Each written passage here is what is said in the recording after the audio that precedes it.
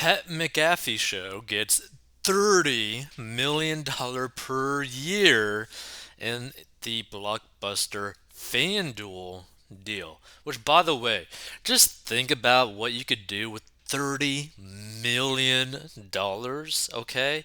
Now, obviously, after taxes, that's probably more like around 20 mil, but still, okay? That is disgusting amounts of money, right? That is like life-changing money for pretty much anyone in the world other than, the bald guy Bezos and Elon Musk who wants to like chip everyone, right? Like other than them two, this is life-changing money basically, right? Like you could basically buy whatever you want. You could invest however you want. You could literally buy people's lives with this amount of money. Like seriously, you could really just buy people, which is insane, right?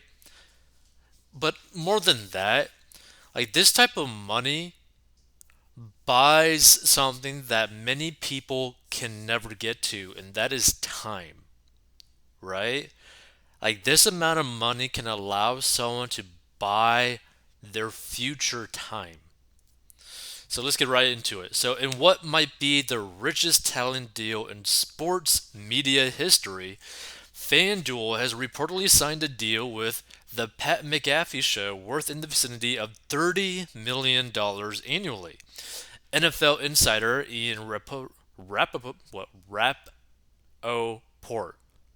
my lord, what a name, Rappaport was first with the news an extension had been reached as McAfee's show already had a sponsorship deal with FanDuel, and NBA insider Shams Charania followed up with the annual compensation.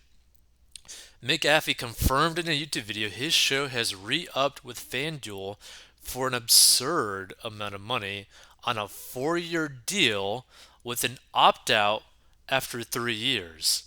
Now it's unclear how much of that $30 million is base pay versus potential enticements for affiliate referrals. Furthermore, this deal likely includes the pay for his co-host AJ Hawk and crew of producers and other show contributors.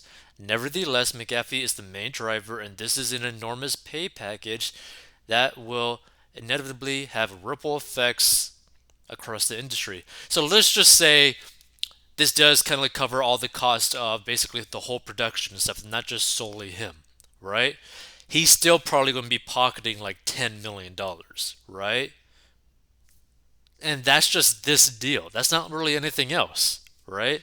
So that's it's still an insane amount of money.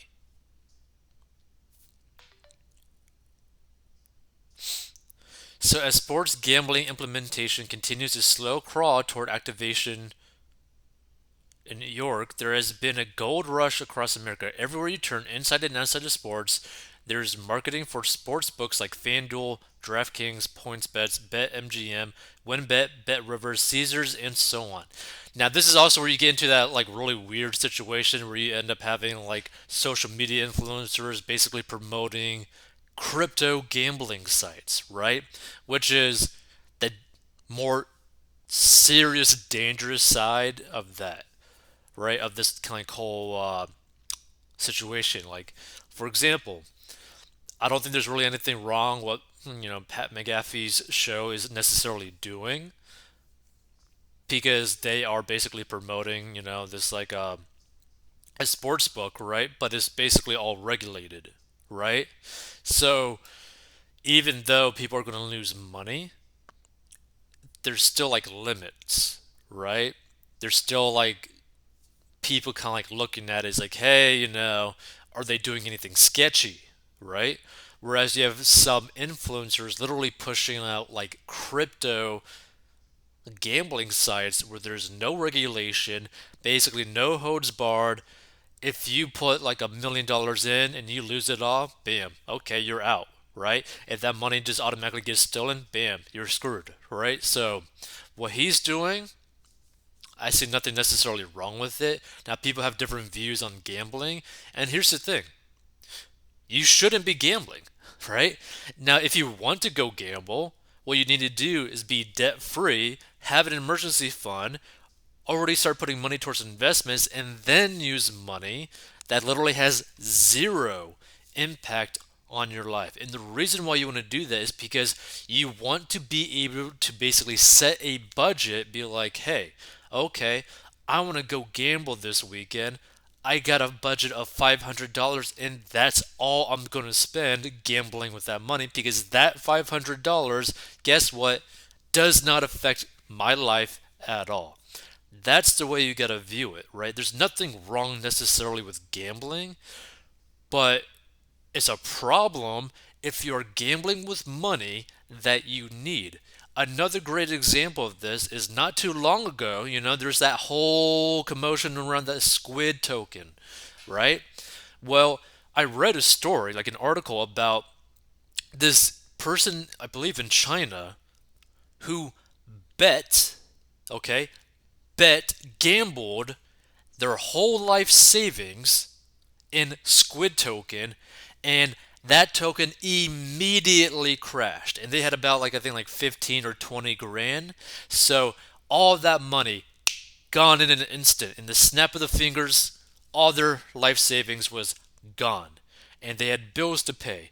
They had kids to feed. They were 100% screwed with like that bat with like metal screws in it that got hammered into it in like the zombie apocalypse type of video games, right? They basically got screwed up the butt with that bat by doing something like that. And you need to be very careful when it comes to gambling. You need to be very careful when it comes down to like picking individual stocks. You need to be very careful whenever you do any form of risky activity with your money. So there's nothing necessarily wrong with gambling, but just be smart about it, budget for it, so that when you do lose your money, because 99% of the time you're going to lose your money, it's not going to hurt you at all.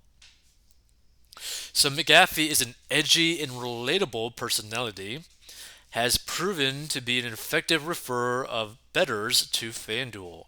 This is why they were so keen to back up the Brinks truck to retain him as gambling moves into higher populated states such as New York and perhaps eventually Texas and California.